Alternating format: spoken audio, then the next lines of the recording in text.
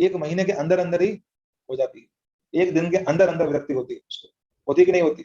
हम लोग प्रथम दिन भक्ति में आए थे, कोई लेक्चर सुना, जिस दिन हमको स्ट्राइक किया चीजें, स्ट्राइक करते ही क्या हुआ, अपने आप सब कुछ छोड़ने का मन करने लगा, किसी को छोड़ते हैं, उसको हटाते हैं, है ना? बहुत सारे लोग होंगे ऐसे।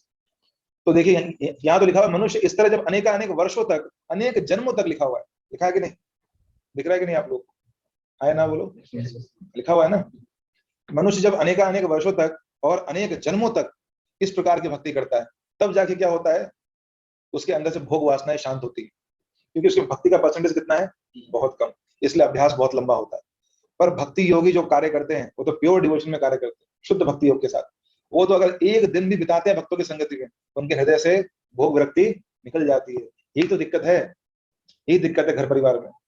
अरे बेटा, हम लोग जीवन बीत गया हमारा कथा सुनते सुनते, लहसुन प्याज हम तो खूब खाते हैं, और तू आज एक बार स्कॉन में गया सब छोड़ दिया, ऐसा क्यों? कि वहां ज्ञान मिश्र, ध्यान मिश्र, कर्मकांड मिश्र, पता नहीं क्या क्या चलता है उधर, वो सब सुनते रहते हैं। शुद्ध भक्ति के जो प्रवचन है, प्रभुपाद जी जैसे भक्तों के तात्पर्य वो सुन नहीं पाते, वो नहीं सुनते तो असर भी नहीं करता।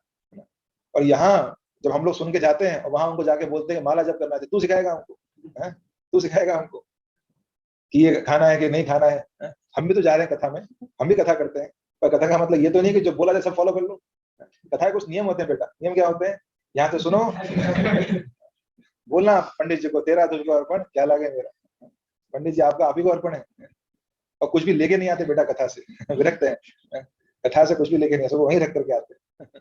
तो इस प्रकार से कथाएं सुनते हैं वो लोग, और कथाएं भी उसी प्रकार की होती है जिसमें बातें। मैं एक बार बुक डिस्ट्रीब्यूशन कर रहा था, कथा में गया था, भिलवाड़ा में बहुत बड़ी कथा थी, उसमें करीब 50,000 लोग आते हैं सुनने के लिए उस कथा को, अलग अलग गांवों से बसें लेके बुलाया जाता है, बातें। और कथा में क्या हुआ था, पेड़ लगाने चाहिए, ये इसके ऊपर उन्होंने 15-20 मिनट, प्रकृति है पेड़ लगाने चाहिए, इसके ऊपर प्रवचन दिया। फिर जो बहू है वो भी बेटी है, इसके ऊपर प्रवचन दिया। ऐसे करके घर की जो चीजें होती है ना, उन्हीं को माता पिता की सेवा करनी चाहिए, सब रो रहे हैं वहां पर, वो भी रो रहे हैं, वो सब भी रो रहे हैं, सेवा करनी चाहिए। ऐसी ऐसी जो मॉरल वाली बातें, नैतिकता वाली बातें, वही सिखा के चले गए। बल्कि ये तो बहुत जगह से हमको सीखने को मिल जाता है, पर ये जो है ना आध्यात्मिक ज्ञान, आध्यात्मिक विज्ञान, ये आध्यात्मिक गुरु का कार्य है, वो हमको कहीं से सीखने को नहीं मिलता। वो सिखाना चाहिए, ज्ञान देना चाहिए। कृष्ण बोलते हैं ज्ञान का मतलब क्या है? जो प्रकृति और चेतना में अंतर कर सके, है ना? जो प्रकृति और पुरुष के अंदर अंतर कर सके, वो ज्ञान है, वो ज्ञान देना चाहिए उनको। भगवान कौन है, जीव कौन है, क्या संबंध है, एक भी ज्ञान नहीं था उसका, तो इसलिए उन कथाओं का असर भी नहीं करता। तो रिजल्ट क्या होता है? अगर हल्का से भक्ति मिश्र होता है उस ज्ञान योग के अंदर, तुरंत विरक्ति उसके अंदर आती है। और कब? कई कई जन्मों के बाद जाकर के, है ना? तो अब देखिए यहाँ पर, तो यहाँ तक कि सर्वोच्च लोक लोक में भी भोग से पूर्ण विरक्ति हो जाती है, और उसमें चेतना पूर्णतया विकसित हो जाती है। प्रभुपाद जी बोलते हैं हमारी भक्ति में आगे बढ़ने का बैरोमीटर यही है। कैसे नाप सकते हैं हम कि हम भक्ति में आगे बढ़ रहे हैं?